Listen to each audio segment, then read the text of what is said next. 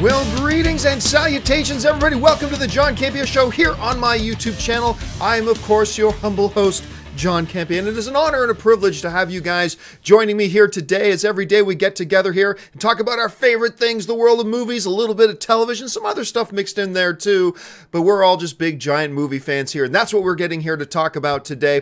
Now, I'm going to let you know how today's show is going to go. I have picked out 5 topics from topics that you guys have sent in to me. Now, how do you get a topic or question on the John Campea Show? It's really quite simple. You just email me anytime at john@thejohncampeashow.com. That's john@thejohncampeashow.com. Make sure you put that word topic in the subject line. If you don't put the word topic in the subject line, I'm not going to see it. And guys, as always, make sure you keep your emails to 90 words or less, or else I won't be able to fit it on the screen. So we're starting to get, I know a lot of people don't like talking about this stuff this early, but you know, once you get past Halloween, you just have to accept it. Christmas is in the air. So I just want to share a little thing. So last night, Ann and I did this last year too. Ann and I went to this place here in Los Angeles called Descanso Gardens, something like that. And it's this huge garden place, right? But what they do around Christmas time is they take all their stuff and they put these beautiful lights up. And it takes about an hour to walk through it. I want to show you guys some of these pictures of this thing that we went to last night. It was just amazing. You can get a sense of the size of some of these trees. It was just incredible. They also had these gardens where they had a lot of like lanterns and various lights and like Japanese gardens and things like that. It was just an awful lot of fun. So I loved it so much. I wanted to recommend it to you guys. If any of you guys are in the Los Angeles area or even within driving distance, I recommend checking it out because we had a really good time last night doing that. All right. So, with all that out of the way, don't you love it when somebody invites you over for a couple drinks and they say, here, now look at slides of our vacation. Sorry, I kind of did that. I know. I'm sorry. Anyway, all right, let's get started with the first topic of the day. And the first topic today comes to us from Meghan Dunn. And Meghan Dunn writes, I really liked Murder on the Orient Express, and I just heard that Fox is setting up a sequel with Death on the Nile. Do you know if Kenneth Branagh is coming back? Well, thanks a lot for the question. And you know what? It's funny because Murder on the Orient Express was like one of my most anticipated films of the year. Because everybody knows, if you watch me for a repeated time, I love this guy. I love Kenneth Branagh. I thought the job he did on Thor, the original Thor movie, was superb. What he did with Cinderella was incredible. I mean, he's just a great director. He's one of the best thespians in the world as well. He's just amazing. I'll watch anything that Kenneth Branagh either acts in or he directs. I mean, I think he's that good. I mean, he's put out the odd thing that doesn't work, but so is Spielberg, so there you go. So yeah, so Murder on the Orient Express came out, and I'm going to admit, even though it was one of my most highly anticipated films of the year, I didn't love it. And I know there's a bunch of my friends who do really dig it. To me, it just didn't work. Did not work as a murder mystery. It was a little bit too convoluted. It didn't bring you along for the ride as a mystery. But anyway, that's just my thoughts. But I know a lot of people do like it, and apparently, Megan, you do too. So yes, there was a statement just came out that Fox is, or at least a report, is wanting to put together a sequel that you were mentioning there. So the question, though, is Kenneth Branagh coming back? According to the report that I read, Kenneth Branagh right now is not signed on to do a sequel. However, they are expecting to bring him back both as the director and as the star of the film, as Hercule Poirot. I know I don't say his last name right, but whatever. I think I say Hercule right. So Hercule is coming back, and I believe he will. Everybody says the smart money right now is that Branagh does come back to write or to direct and star in the new film, but we just don't know yet. You know, Murder on the Orient Express, it's not doing horribly at the box office. I mean, right now, as of this moment, it's made $148 million, so just shy of $150 million bucks, and it was a $55 million budget. So it will probably end up in the black. It will probably end up making a few shekels for the studio, probably be a little bit profitable when it's all said and done. And I guess they're hoping that they can then take that, because besides me, the general response to Murder on the Orient Express has been pretty positive. So I guess they're trying to hope that they can take that positivity, roll it into a sequel, probably not want to wait too long to do it, and see if they can increase and get that trajectory going up. And it's worth the gamble, so I can see why they're doing it. All right, thanks a lot for the question. Let's get on to the next topic here. And the next topic today comes to us from Cameron. And Cameron writes, I often see people talk about Marvel, DC, Universal, and the Conjuring when it comes to cinematic universes. But how come nobody talks about the Legendary Monsterverse? They seem to be doing well critically and financially. Plus, there's only 4 confirmed movies: Godzilla, 2014, Kong, Skull Island, Godzilla, King of Monsters, and Godzilla vs. King Kong, with 2 more coming soon. Yeah, thanks a lot. And you're right. When people bring up the topic of shared cinematic universes, we talk about the experiment of Universals and their dark universe. We talk about the Conjuring verse, which is doing pretty well. We obviously talk about DC, and we obviously talk about Marvel. And really, this whole legendary giant monster universe, if you will, that they've got going on with King Kong and Godzilla, that's not often brought up. But it is, by every definition, it is a shared cinematic universe. And if there's any question about that, just watch Kong, and you can see at the end, in the end credits, they clearly do the ties. They are coming together, and we all know that there's a Kong versus Godzilla movie coming. Now, they've done okay critically. I mean, I know a lot of people wanted to like Godzilla more. If only, the Godzilla movie had, I don't know, Godzilla in it. I mean, that would have been nice to have a little bit more Godzilla. I had fun with Kong. I thought Kong was fun. I enjoyed it. I thought it could have been better.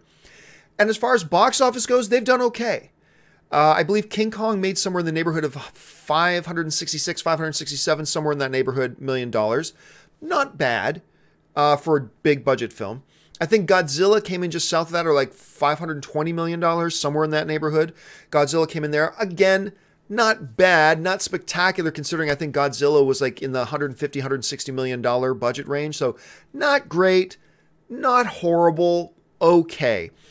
So I think they're kind of hoping that these next couple of movies ramp up that trajectory. Because Kong, I mean, look, if Godzilla made 520 and Kong made 560, 570, somewhere in that neighborhood, that's a minor upward trajectory. They're kind of hoping that pays off in the next one. But yeah, let's see what happens.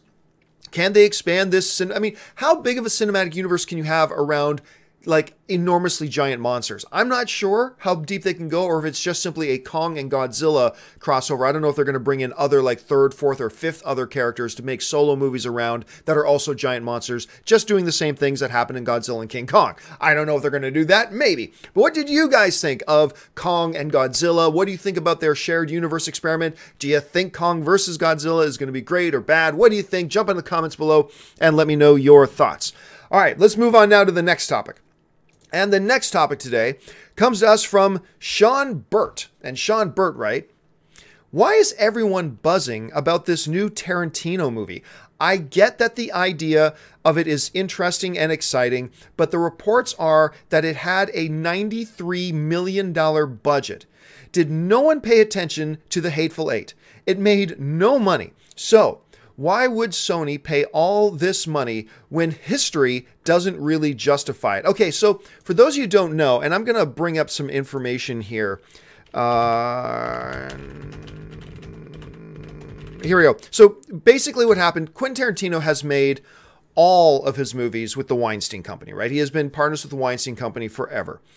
Obviously, there's been some stuff in the news about the Weinstein Company. Imagine that. So Quentin Tarantino has decided to leave his partnership, his working relationship with the Weinstein Company. Fair enough. So he's parted ways. So then what happened was he basically put out, hey guys, I'm looking for a new studio. And all the studios lined up to start making pitches to Quentin Tarantino about why he should do his next movie at their studio.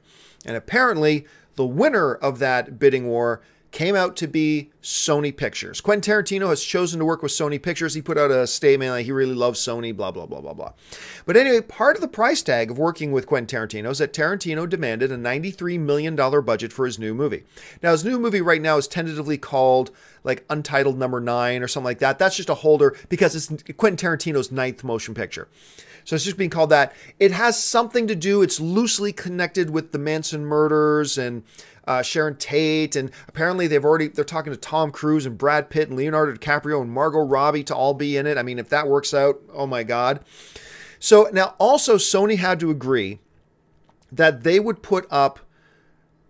give Quentin Tarantino final cut, which is not unusual for a Quentin Tarantino film. And a couple of other things. Now, apparently Quentin Tarantino, according to the reports that I read, also asked for a few other things, like in 20 years, the rights to the movie revert back to him. And Sony said, no, we're not doing that. He also asked him for a couple of other things that he didn't get. But apparently he got the deal that he was happy with, $93 million. So Why did they do that? Why would Sony pay up $93 million? Because if you look at his last movie, which was The Hateful Eight made $155 million worldwide. That's not outstanding. Okay, that's not great. That's not the type of numbers that you really want to be putting together. $155 million, and you want your next movie to have a budget of how much? $93 million? Okay, that's true. But if you back up a little bit and go before The Hateful Eight, then suddenly now you're looking at Django Unchained. And Django Unchained made like $425 million worldwide. So yeah, Hateful Eight didn't do all that great. It actually did badly. I think there are a number of reasons why it did badly, but I can save those for another time. But Django made north of $400 million, like $425 million. Now go back one more before that, and you're at Inglourious Bastards. Inglourious Bastards made $321 million worldwide. Plus, got awards buzz, as did Django Unchained got awards buzz. And there was a little bit of awards buzz for Hateful Eight. There's some prestige that comes along with that. So yes, if you only want to look at Quentin Tarantino's last movie, which is Hateful Eight, and it's honest, kind of abysmal box office showing at $155 million, then you would be questioning a studio's sanity. Why on earth would you agree to put up $93 million when this dude's last movie only made $155? You're going to take a financial bath on this. But you can't just look at his last movie. This is Quentin Tarantino. He is one of the most, both from a consumer point of view and an artistic point of view, he is one of the most celebrated directors working today from both of those points of view. There are some very lauded directors out there from an artistic point of view, but nobody in the consumer area cares one squat about them. Tarantino is somebody the fans love and that artists love and the studios love. And you can't just look at his last movie. You look at his last number of films. And when Sony and other studios look at his last number of films, they're seeing awards buzz. They're seeing prestige. They're seeing box office results. So yeah, $93 million budget for a movie that could potentially have like Brad Pitt and Tom Cruise and Leonardo DiCaprio and Margot Robbie and that kind of lineup of star talent in the movie. $93 million doesn't seem like that big of a stretch. At that point, I think it's worth it. Like, it doesn't matter that it's Quentin Tarantino. You don't want to lose money. So I know there are some people out there going, oh, if it's Tarantino, give him whatever he wants. No, that's stupid. That's dumb. You will lose your job and lose all your money and lose jobs of the people who trust you if you do that. Like Tarantino comes in, I want $250 million. You got to say, hey, Tarantino, you're great, but there's the door. You have to do that. But I think at 93, I think that's a good deal. I think Sony struck themselves a good deal. If you only consider the last movie, no. But if you look at his body of work, I think it's absolutely a good deal. So I'm on board with it. I think it's great. All right, let's move on now to the next question. And the next question today comes to us from Kyle. And Kyle writes, recently, some former colleagues of yours have suggested that Justice League's poor performance was due solely because of the response from film critics. I find this ridiculous. If critics had that much effect on the opening weekend numbers, why did Suicide Squad open bigger? Why are critics being targeted when they're only trying to protect the consumer? All right, well, yeah, thanks a lot for the question, man. And look, I'm constantly fighting this battle with fellow film fans. We're all on the same side, but we have these little battles with each other. I'm constantly fighting this battle on two fronts. On the one front, there are the people who say, critics mean nothing. They don't affect a movie or a movie's box office whatsoever. And I'm constantly having to correct them and say, actually, yes, it does. But then I'm also I find myself in these friendly fan debates on the opposite side of the extreme, where some people say, a critic's review kills a movie entirely. And I'm like, well, no, that's not true either. So I'm fighting these two extremes and kind of somewhere in the middle. Look, I've told this story before, but it really bears repeating. This may be right or wrong, but this is what one very big studio publicist once told me. The studio is big, not the publicist. The publicist is great, though. That basically speaking, what they understand is that the critic reviews, it can vary, but generally speaking, the critic reviews can sway the box office results of a movie by 10% in either direction. So, for example, if they were going to put out a movie that was going to make $100 million, okay, just flat, $100 million is how much that movie was going to make. By their example, if their movie can get really great reviews, they can get another $10 million out of that. And suddenly now you're going from 100 to 110. If you're a massive movie, like a $500 million movie, and you get great reviews, then that could tack on another $50 million. I mean, that's huge. Don't fool yourself into thinking, yeah, but these studios are so big, they don't care about $10 million. You damn right they do. They very much care about that extra $3 or $4 million or $10 million or whatever. They absolutely do. However, if that movie that would make $100 million gets terrible reviews, that can knock it down to 90. So now you got like anywhere from 90 to 110 depending on the critic reviews. If you're at a $50 million movie, or sorry, a $500 million box office movie straight across the board, if it had gotten horrible reviews, you're talking about maybe it only gets 450. If it had fantastic reviews, maybe 550. If it's just, general okay movie reviews, it's going to get 500. So the studios realize that yes, the critic reviews have a big impact. However, do they make or break a movie? No, they don't. They don't make or break a movie. So like you can say, hey, Transformers made, $1 billion. Okay, yeah, but had it gotten great critic reviews, it probably could have made another 150 on top of that. 150 million on top of that, but it didn't. So that's kind of the way to look at it. The notion that the reason Justice League, and we've been talking a lot the last couple of days about Justice League and its struggles, being the first DCEU movie to make under $100 million opening week, when a couple of years ago, guys, if we started talking about Justice League coming out in a few years, what'll it do opening weekend? 200 million. That's what a lot of people are saying. 200 million. Easy. Gonna break the opening weekend box office record. It's gonna be this. And now here we are, where it's the lowest opening DCEU movie ever. It made under $100 million. It's still, to me, inconceivable. Still absolutely inconceivable. But there are some people out there who I think quite erroneously are trying to say that the reason that Justice League has struggled is because of the critic reviews. And while I do believe that the critic reviews had an effect, absolutely, let's take that thing that studio publicist told me. 10%. Okay. So at $96 million, if it had great reviews, maybe it would have made $116 million. Maybe 116, 117. That still would have been considered for Justice League a letdown. Maybe not a failure per se, but a letdown. It still would have been considered massively a letdown. Look, there are 20 different reasons why Justice League struggled at the box office and continues to struggle at the box office and will continue to struggle at the box office. And that reason is simply this. Here's the biggest main reason, okay? I'm going to tell it to you like it is. Here's the main reason. There are 20 or 30 other reasons, but this is the main one. Another little movie called Batman vs. Superman. Look, the reality is this. I like the film. I'm sure a bunch of you who are watching the show right now, you also liked Batman vs. Superman. But the indisputable fact is that there were a lot of people who did not. There were a lot of people who didn't. And those people who rushed out to the theater to see Batman vs. Superman, which, by the way, Batman vs. Superman made $166 million opening weekend, compared to Justice League's $96 million opening weekend. A lot of those people who rushed out to see Batman vs. Superman and were all excited for it and they went to go see it and they got let down by it. Didn't let me down, but there were a lot of people that it did. They weren't going to run and get in line to see Justice League. They just weren't. They were probably going to be a lot more cautious and go, well, I'm not going to run out and see Justice League opening weekend. Maybe if my friends tell me it's great, then maybe I'll go see it. And that's it. Now, then Suicide Squad didn't help matters much. Still, a lot of people rushed out to see Suicide Squad. Again, I liked it. I had fun with it, but a lot of people were very disappointed in it. Now, then Wonder Woman came out, a very different looking movie, very separated from the rest of the DCEU because of the time period it took place in. Positive word of mouth, they gave out and gave that a shot, but then they looked at Justice League and they're like, it's the same thing as Batman versus Superman. That may not be fair to say, but that is what they were thinking to themselves.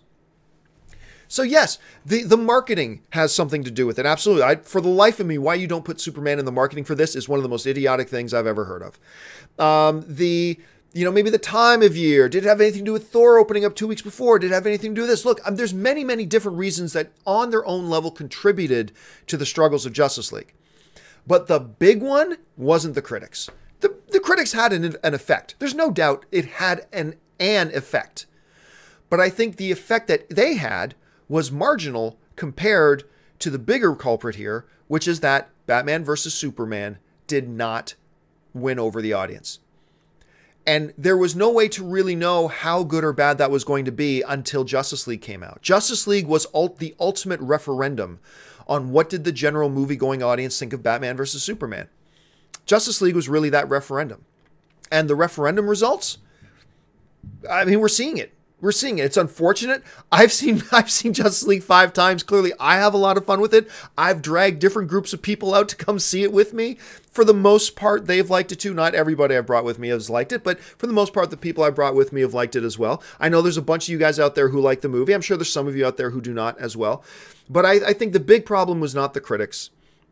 It's a problem. The big problem is that this became a judgment and a referendum on what the general audience has thought of the DCEU so far. And what we're seeing is that the general movie audience hasn't been losing their minds for it. You know, I mentioned this on the show the other day, but I saw it again. Somebody tweeted this to me again yesterday. And they tweeted to me, well, yeah, John, Marvel, those are the films that the critics love, but DC are the films that the fans love. And I'm like, oh, okay, well, where are these fans you're talking about? I'll tell you where they're not. They're not at the movie theater buying tickets. That's where they're not. So where are they? I mean, I'm there. I've been there 5 times. So I'm with you. I'm on your team. But to say that, no, DC are the films that the fans love. Oh, then where are they? Where are these fans we speak of? Where did they go? They stayed home and watched Punisher. They stayed home to play Battlefront. They stayed home to paint their toenails. I don't know, but they weren't at the movie theater buying tickets. That's for damn sure. So let's put that little kind of mantra aside for a second here.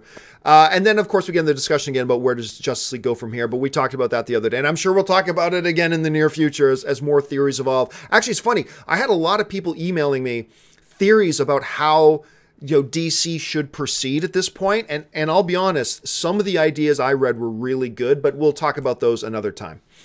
All right, guys, final email question of the day. And then for those of you guys watching us live, I'm going to go to your live questions. How do you get a live question into me? It's simple. You're going to tweet to me if you're watching live right now. Send in a tweet to me simply at John Campea. After I have the little commercial break, I will get to those tweets and I will go through just as many of your live tweets as I can. And maybe you'll see your tweet pop up here on the bottom of the screen. All right, final email question of the day. And the final email question today comes to us from Marcus Mann. And Marcus Mann writes, hey, John, love your show. Thank you so much, Marcus. Been watching since the Collider days. You said that several movies that have come out are being mismarketed, like Justice League and Murder on the Orient Express. I saw a trailer for Ready Player One this weekend and have no idea what it's about. Do you have any thoughts on their marketing of this movie so far? Thanks a lot for the question, man. And actually, yeah, Ready Player One is one of the big trailers, at least in the theaters that I go to. Ready Player One is one of the trailers that they've been playing in front of Justice League, and the trailer's spectacular. It's fantastic. But you bring up a really good point. One of my main criticisms, especially about Blade Runner 2049, and why Blade Runner 2049 struggled, financially that is, at the box office, is because your marketing never told the audience what the movie's about. You're just like, oh, look how arty the landscapes are, and they are beautiful. They're gorgeous. But it's like, look how beautiful and future dystopian and all this kind of, oh, look at Ryan Reynolds. Look, guys, Harrison Ford's back. You never said in the trailer, not once, what is this movie about? What's this movie about?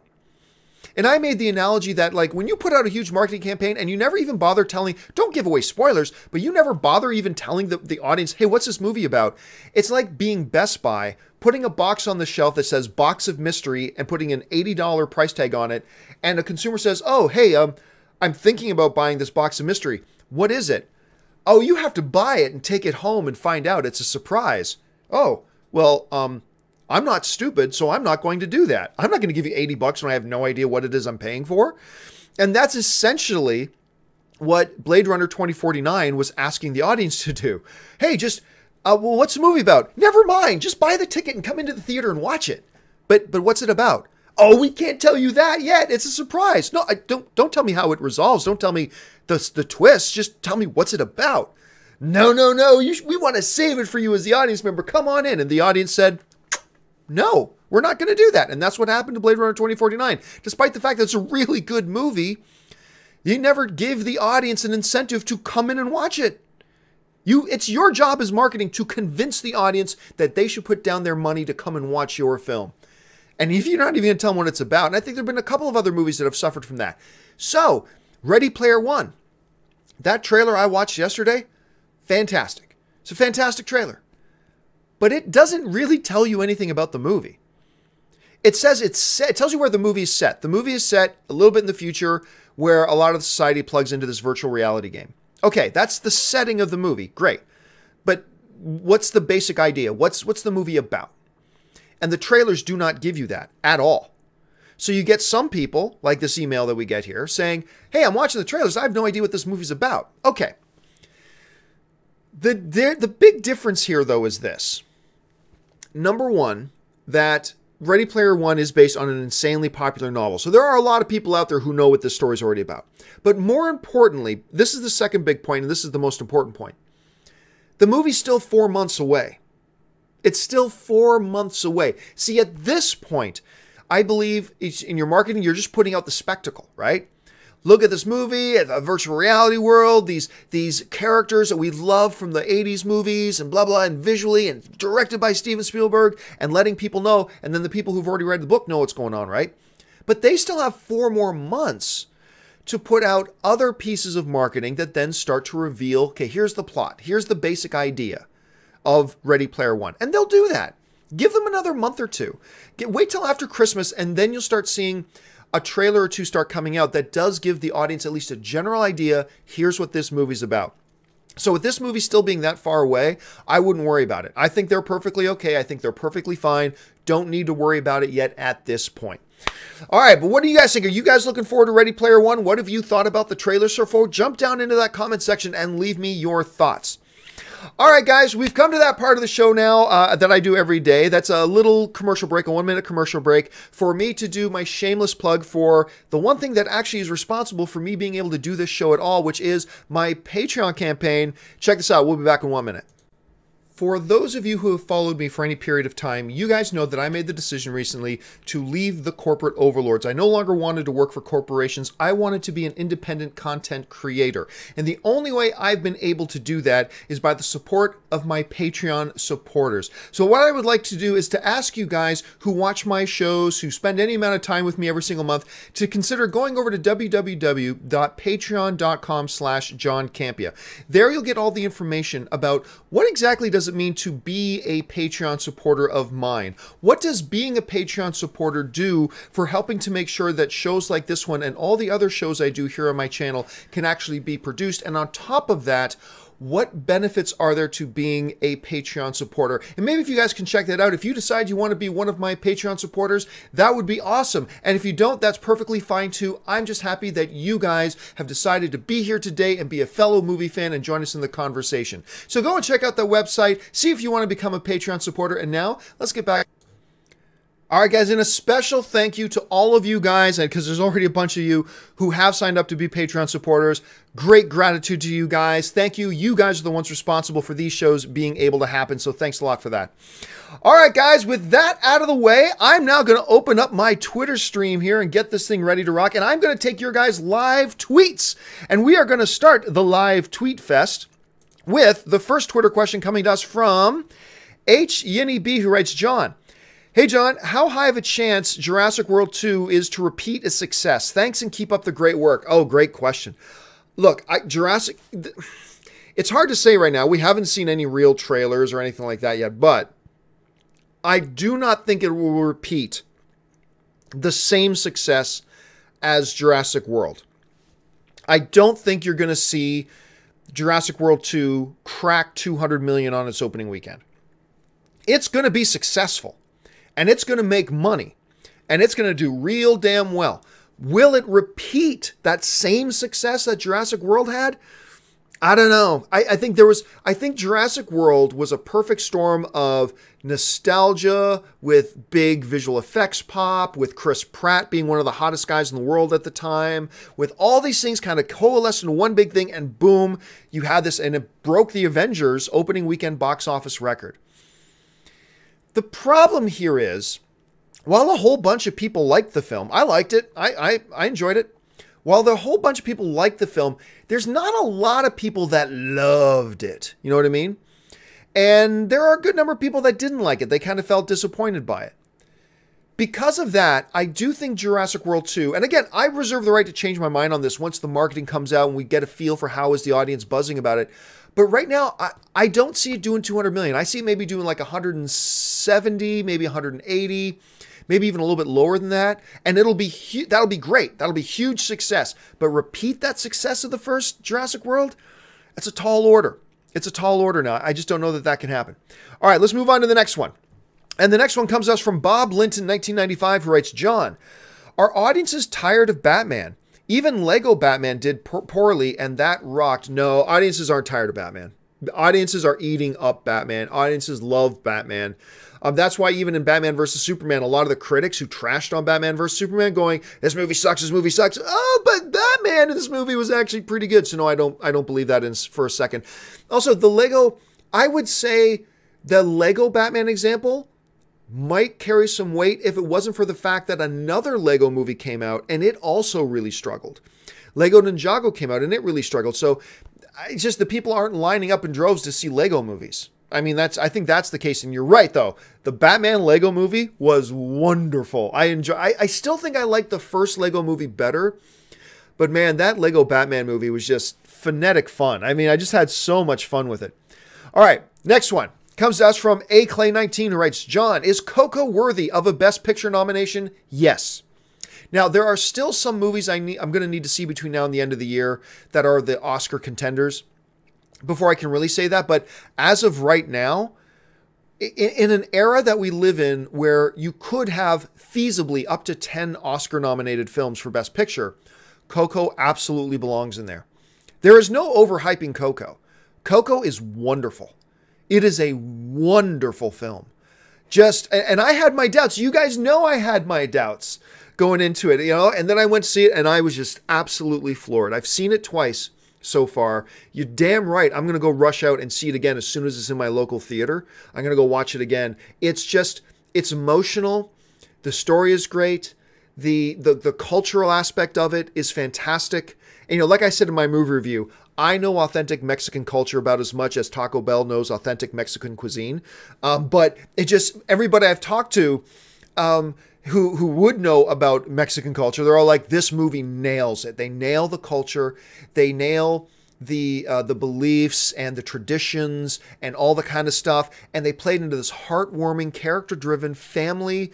When I say family film, I don't mean children's film. I mean family film. That's just magical and filled with songs that I would never pop on in my car to listen to as I drive. But in the context of the movie, the songs are magical and they draw you in and they whisk you away. And guys, I can't talk enough about Coco. It's wonderful. Make sure you guys go out and check that movie out this weekend because it is all types of great. Let's see. This one comes from the Primal King. John, which movie is worse, Batman and Robin or Catwoman, and why? Oh, easily Catwoman. I have my holy trinity of the three worst major wide-release motion pictures of all time. And that unholy trinity is, in no particular order, Battlefield Earth, Highlander 2: The Quickening, and Catwoman. And as to why, because it's a worse film in every way, shape, or form. It is one of the worst films ever made. It doesn't help the fact that that movie has nothing to do with Catwoman. I mean, I don't know what movie they thought they were making, but that was not Catwoman. Catwoman was not infused with power with the ancient Egyptian god of cats. I'm sorry. So I don't know what that was on screen. Thank you very much for giving Halle Berry that costume. That was great, but I don't know what you were thinking you were making, but that wasn't a Catwoman movie. But even besides that, it was just awful. It was just an awful, awful film on every single level. I really don't know what they were thinking. Anyway, next one comes to us from XDP2DDX, who writes, John, any chance of a weekly show devoted to trailer reviews? I really miss your reviews and I wish you did more. Great job, Solo. Wow. You know what? I remember that kind of idea floated through my head once months ago. Just like a weekly roundup. Hey, guys, here was this week's new trailers that dropped for big and small movies, and maybe ranking them and saying, here's how I would rank them, and here's what I think about them. You know what? Love the idea. I'm going to do it. I'm going to do it. I'm going to do it. That's a great idea. Look how you guys, I'm so manipulable. You guys can just manipulate me easily. Simple suggestion. Okay, woo, let's do it. I love the idea. Going to do it. Going to do a weekly trailer roundup show. All right, let's move on to the next one. Cal Dusty writes, John, hate Warner Brothers and Whedon's Justice League. Dialogue CGI was the worst. Many being happy, though. Will Snyder perhaps step out completely? Snyder's out. Snyder is out. Snyder will never be in the director's chair for a DCEU film again. Believe that. He's gone. He's been gone for a long time. You're not going to see Snyder back. Hey, all films subjective, right? We're on the same team. And I respect that you didn't like the dialogue in Justice League. To me, that's what saved the movie. That quick banter, exchanging and chemistry between the characters and all that kind of stuff, that was great. I thought that was all wonderful. And the CGI, look, you can't blame the directors for the CGI in this one. This is a movie that ran out of time. Their backs were against the wall. 6 months before the movie was coming out, through tragedy, they lose one director, they bring in a new one, give him a mandate to make all these massive changes to the film, and they reshoot a whole ton of it. But he's only got 6 months. He's only got 6 months. There is only so much you can do. I mean, the visual effects magicians who work at all these great visual effects houses, they're magicians. They're not real magicians. They can't wave a wand and create and make time freeze so they can have all the time they needed to do it. So don't put that one on the directors. I mean, that's just a matter of they ran out of time. There's nothing anybody could have done about that.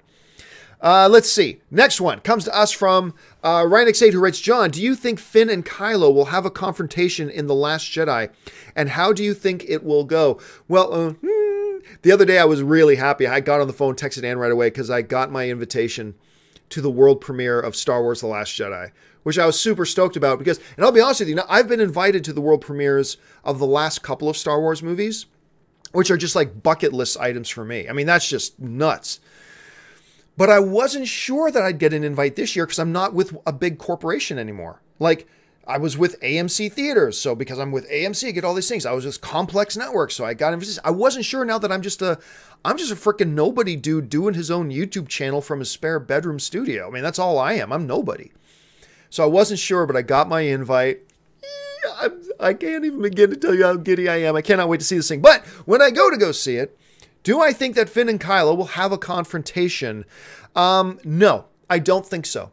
From what I'm gathering from the trailers, and this is not based on any insider information, this is strictly my sense, okay? The sense I'm getting is that this is going to really truly be a movie, kind of like in the sense of Empire Strikes Back, where Luke went off and did his adventure, Han and Leia went off and did their thing, and you had two separate storylines that they do converge at the end of Empire, but I have a feeling that this is going to be like that when I look at the trailers, it doesn't look like Finn is anywhere near, Rey. Rey doesn't look, she's not in any shots with either Poe or Finn or anybody really other than Luke and Kylo. So I have a feeling you're going to see two separate storylines going out. Maybe they converge at the end of the film. Maybe they don't converge until episode 9. But my initial feeling is, yeah, I don't think we're going to see Finn and Kylo on screen together this film. Maybe they will. I don't know. But my first gut instinct is that they probably won't. Okay, let's try this one. Ari Grande Poops, right? John, in honor of Coco coming out, could you maybe do a Pixar-themed video? Perhaps top 10? That's not a bad idea. I can think about doing that. Let's see.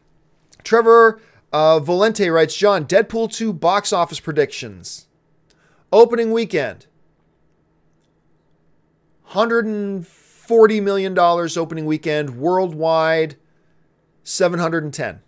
There's my early predictions. Let's see how those turn out. Let's see. This one comes to us from CS2187. John, could The Incredibles 2 get the highest opening weekend for an animated movie? Let's put it this way. I will be shocked if it doesn't.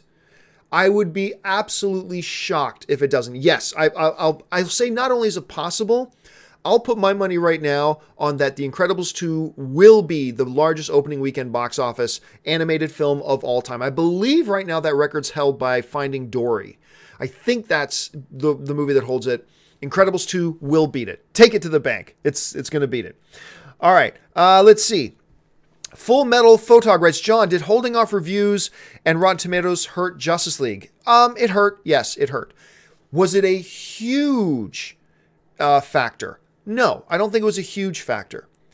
But look, Warner Brothers played some dirty pool on this. They did. I love Warner Brothers. I'm a huge fan of Warner Brothers. But I think they misplayed their hand with this whole Rotten Tomatoes thing. They showed that, it's funny because for a lot of years, people are saying that Rotten Tomatoes has a pro-Marvel bias. What we have seen, though, is that actually Warner Brothers controls Rotten Tomatoes. Warner Brothers is one of the owners of Rotten Tomatoes. A lot of people don't realize that. And I love having those conversations with people when people go, Rotten Tomatoes has a bias for Marvel. They have an anti-DC bias. You do know that Warner Brothers is part owner of Rotten Tomatoes, right? And then the look on the face. Anyway. And then, not only do they hold off the critic reviews in general, but even when the critic embargo lifts, they don't allow it to be revealed on Rotten Tomatoes. And even once they did do their stupid little yank it, suck it, blow it, have it, whatever the name of that dumb show of theirs is that they do on their Facebook channel, even once that show came out, revealing the critic rating for Justice League, they still didn't put it on the website for almost another 18 hours after that. Because the next morning, after Seen It, Suck It, Blow It, Do It came out, it was still not online. They still didn't put it online. It wasn't until well into the next day, just hours before the movie came out, that they actually allowed the the tomato meter to actually show what the score for Justice League is. So, although there has been this belief out there that Rotten Tomatoes has an anti-DC bias and they're all just pro-Marvel, the reality is they are owned by Warner Brothers, and Warner Brothers used their leverage to try to hide the reviews for Justice League as long as they could. And I think that was a bad move. I think it was a bad move on their part. But you know what? Warner Brothers is a great company. They're a smart company. They will find a way to rebound from this. The right way to rebound from this is a big question. We've been talking about it for a few days, but they will find a way to come back from this. Okay, let's go on to the next one. And the next one comes to us from Donnie Darko95, who writes, John, what to you is the most underappreciated TV show in the last few years? I'm going with Utopia. I've never seen it, so I can't comment on that. Well, look, I believe Spartacus is one of the top 3 television shows of all time. And almost nobody's watched it. And when you do start watching it, you're going to say, how can you say that? Because the first 3 episodes of Spartacus are amongst the worst television ever produced. I would have bailed on Spartacus 10 minutes into it if it wasn't for the fact that a close friend of mine was one of the stars of the show. That was the only reason I hung in there, and I hung on with the show, and that's it. And then episode 4 came. It's oh, actually, that was pretty good. Then 5, and then 6, oh my God, this is awesome. And then it turned into one of my top 3 favorite television shows of all time that nobody has watched, so I'm going to say Spartacus. I'm curious to know what do you guys think are some of the most underrated television shows? Let's see. This one comes to us from Alex D881, who writes, John, how much of Justice League do you think was reshot? I think probably a good 50% of the movie that we saw was a result of reshoots. Now, there's a few reasons I believe that, a few bits of information I've been given that lead me to believe that, but let me tell you right up front, nobody in a position of 100% knowledge has been able to tell me that for sure. So part of that, me saying 50% is partially just how I am interpreting it, partially comes from some things I've been told. It could be as low as 30. Could be as high as 50. It's in that neighborhood somewhere. I don't think, honestly, that we'll ever know. I don't think Warner Brothers will ever let us know. And I don't blame them for that. I mean, that's the right move. Keep that kind of part a little bit secret. All right, let's do a couple more. We still got time here. Let's see. J.S. Tyringer writes, what Batman did you like more? The tough one in BVS or the jokey one, Sarcasm, I didn't like it, in Justice League? I'll be honest with you. You know what? I didn't mention this in my review, and I probably should have. I like Justice League. I've seen it 5 times. I was not thrilled with what they did with Batman. Don't get me wrong. There's a lot about Batman in this movie I do enjoy, but they nailed Batman in Batman versus Superman. As far as the character goes, they nailed it. That the characteristics, how he emotes, his seriousness, the way he approaches things, all that kind of stuff. I loved it. Did not hate Batman in Justice League, but I'm not a fan of what they did with Batman in that, because I'm sorry, but you know what Batman doesn't say? Like, it's okay, the few funny one-liners, like, you're the guy who brought the pitchfork. I mean, okay, that's funny, that's great, I like that line, that's fine. But like, and I'm about to say a line, it doesn't give anything away about the plot, guys, it doesn't give anything away about the plot, but this is a minor spoiler, so you might want to mute your computer here for just a second, okay? So here it goes. I'll put my hand down once I'm done saying the spoiler, all right? So here it is. So, like, when he's talking to Superman, and Superman goes, well, I knew you didn't bring me back because you liked me. And then they go to Batman, I don't not like you. Hands down now. That was stupid. That was dumb. And they just went away. Because you remember how I've been talking about, the thing that I love about Ben Affleck's Batman is that they get that Bruce Wayne is the mask. Bruce Wayne died in that alley with his family. All there is now is the Batman. And Batman puts on this mask called Bruce Wayne. The cowl is his real face. Bruce Wayne is the mask. I feel like they totally retconned that in Justice League. I feel like in Justice League, nope, Batman's the mask. He's really Bruce Wayne. I mean, and that was a complete reversal of what they did with that. So I didn't mention that in my review, and I should have. So overall, I like the movie. I had fun with it. I've gone to see it multiple times. I'm going to go see it more times. But probably my biggest problem that I left with is just sticking like a popcorn kernel in between your teeth that's just annoying you was the way they retconned Batman. And that part I didn't appreciate so much. All right, thanks a lot. Let's see. Let's go to the next one. And the next one comes to us from The Rock is Born. And The Rock is Born writes, John, what about international box office for Justice League? Even Transformers cracked $1 billion on similar US openings. Yes, but here's the big thing. And I should do a standalone video about this, but I'm tired of it.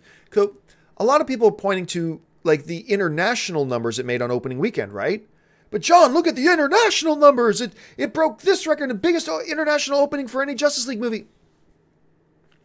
Yes, but there's a huge, huge, huge asterisk that you got to put beside that. Justice League, other than Japan, opened in every major international market on the same day as it opened in North America. That is highly unusual. Highly unusual. Usually a movie open, in North America and a couple of international markets, and then a couple of international markets a little bit later, and then a few more big international markets after that, and then China maybe a month later. So you can't really tell what is a movie doing internationally until after a month or two. And then those numbers, that's why we saw the big surge with Spider-Man Homecoming, right? Because it opened in a lot of international markets late, including, I don't think it opened in China till like 3 months, 2 or 3 months after it opened in North America, something like that. Whereas with Justice League, they all opened in every major market except Japan on the same day. So yes, you get this bigger number that goes, ooh, look how big that number is. It's like, yeah, but all the other movies, when they open, they're only opening in 4 or 5 other significant international markets at the same time. Not all of them, including China. So it's a little bit of a misnomer. So I'm not going to get discouraged and I'm not going to get excited about Justice League's international numbers until about 3 or 4 weeks from now, when we see how they all taper off. Because guess what? That's the thing. Spider-Man has its opening international numbers, but it's like, okay, but China's still coming and the UK is still coming. So let's see what happens then. With Justice League, there is no big horse still coming. There is no big international market still coming. They're all there now. So there's no hoping for in 3 weeks we're going to get a surge because it opens in China and it opens in France and it opens here. And that's when we're going to see a surge. No, you're not, because they're all open now. They blew their proverbial load with one shot. And I like the idea of opening in every international market on the same day. I think that was a great move by Warner Brothers. But the drawback that we have to keep in mind now is, unlike every other major movie that comes out, that can still have even bigger surges come from as the movie opens in more international markets as the weeks goes on. Justice League doesn't have that because it already opened in all of them. They blew their load. And while I like that approach and I like that they did it that way and I like putting it out in all international markets on the same day, I love that move. But one of the drawbacks of that move is that you've got no more second winds coming. You got no more, big international market like China coming 3 weeks from now that it then opens and gives the movie another push. None of that's coming. They've already ran all their horses. So don't get too excited about those international numbers yet. Let's wait for a few weeks. Let's wait for week 2, 3. Really, let's wait for week 3 or 4. And then really see how the movie's doing. And it could be good, could be bad. We don't know, but let's see how that all turns out. Okay, just going to take a couple more here and then we'll call it a day. Let's see. This one comes to us from JK321111. John, thoughts on rumors that Infinity War trailer drops on the 4th of December? Look, how many times have we had to deal with, John, did you hear it's going to open on the Infinity War drops November 7th? Okay, great. November 7th comes and goes and it doesn't. John, Infinity War is going to drop 4 days before Thor Ragnarok. Thor Ragnarok comes and goes. No Infinity War trailer. John, and now we're going to open on the same weekend as Justice League. Justice League opening comes and goes. No Infinity War trailer. Look, they're going to drop the trailer when they want. Maybe it'll be December 4th. Maybe it'll be after that. I don't know. They're going to drop when they want. They're in no rush. There's still lots of time between now and when the movie comes out. The movie's getting lots of buzz already without the trailers, so I think they're doing just fine. Let's see. Let's try this one. Mia Smith11 writes, John, I think all the news about Justice League hurt the movie the most. It did hurt. The most is still Batman versus Superman. That's what hurt it the most. But all the news about it certainly didn't help. And this is why. And let me indulge in this for just a second. This is why, when I told everybody 8 months ago that Batman was leaving, that Ben Affleck was leaving as Batman, 50-50 chance he does one more film because it is on his contract, but he might not even do that. He's done as Batman. And everybody called me names. Everybody made their little YouTube videos about how dumb I am and how I was lying and all this kind of nonsense. And I said, hey, look, he's gone. And they're going to deny it. They have to deny it because you can't let this be the dominant story because that would kill Justice League. You cannot do anything but deny it. So what happens? The day before Comic-Con, the Hollywood Reporter then puts out a report just saying what I already said. The Hollywood Reporter puts out a report saying they have solid inside studio people that have confirmed to them that they're already planning Ben Affleck's exit. That they're trying to find a good way to transition him out. And I got on my YouTube channel and said, tomorrow when Justice League has its panel, they're going to deny this. They have to deny this. If I was in charge of Warner Brothers, I would be telling them to deny it.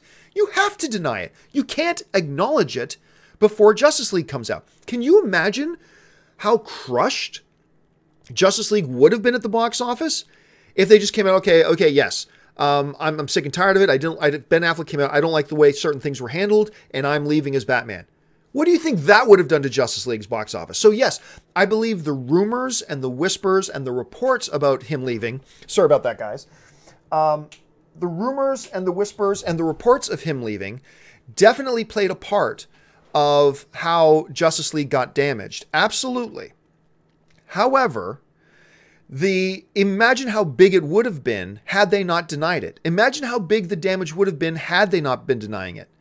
So it would have been really tragic and awful and whatever. And I'm still wondering, gosh, like all these people who tweeted me and insulted me and called me all these names when all I did was told you what I found out. Ben is out. Ben is going to be leaving. Everybody said, no, he's not. You're stupid. You're blah, blah. You're this and you're that. I'm still waiting for this big, huge influx of apology emails. They haven't come yet, but I'm sure they'll come sometime in the new year. Anyway, so all right, guys, that will do it for today's installment of the John Campea Show. Thanks for joining me. Today was fun. Listen, you guys, don't forget, I'm back here again every morning, Monday through Friday at 8 a.m. doing this show live for you guys. This is so much fun. And don't forget, guys, a little bit later today, it is the best day of the week. It's Star Wars Talk Tuesdays, where we just talk all Star Wars. That comes at 1 p.m. Pacific Standard Time today. So make sure you come on back. If you're a Star Wars fan, we're just going to talk Star Wars for about a half hour. Nothing but Star Wars. I'm sure we got a lot of really good stuff we're going to talk about a little bit later as well. Guys, while you're here, click the thumbs up button. Make sure you subscribe to my YouTube channel. Listen, I'm excited about this. Right now, we're only about 1,400 subscribers away from 100,000 subscribers.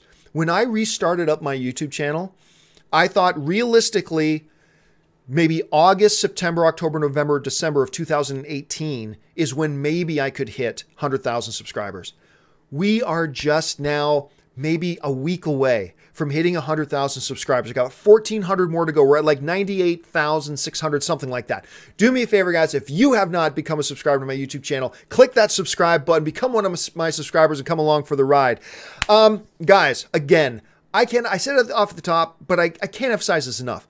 how honored I am that you guys would choose to spend a part of your day hanging out with me, a fellow film fan, talking about movies as we agree, as we disagree, as we debate, as we get some different ideas going. I love this. Thank you so much for making this possible and being a part of this. And as you guys jump into the comments section below and carry on your conversations, remember, that's what it is. We're all on the same side. We're all film fans. We're going to have some really drastically different ideas and different opinions, but that's fun. So let's keep it fun. Let's keep it light. Let's remember in the midst of these passionate debates that we're all on the same team. Anyway, that'll do it for me, guys. Thank you so much for joining me here today. My name is John Campea, and until the next video, bye-bye.